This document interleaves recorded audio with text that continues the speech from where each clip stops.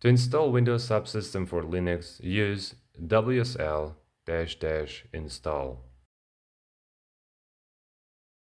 With WSL, we can list all available distros installed on our system.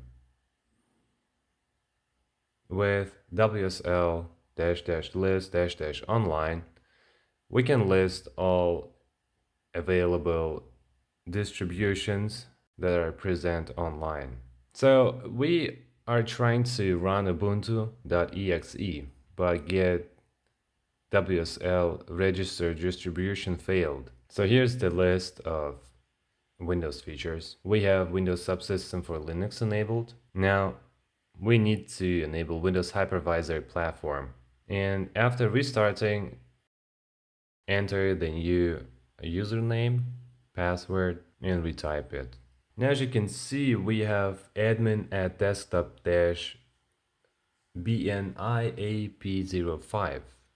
By typing sudo su, you get the root access, and with nano/etc/hosts, we can change the host name of our local distribution, and I'll change it to Ubuntu.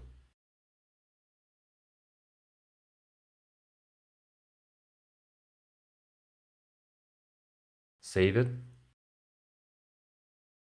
Now change the WSL conf. Right now it doesn't exist, so it'll create it.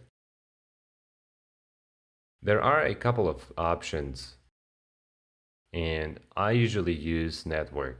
So I use generate hosts false to prevent auto generation, and the host name will be used as Ubuntu. Save it, reopen the terminal, and run Ubuntu. Now, as you can see, I have admin at Ubuntu. Now by running sudo su again, I want to update all the dependencies of the distribution. By typing in apt update, apt upgrade -y, apt full upgrade,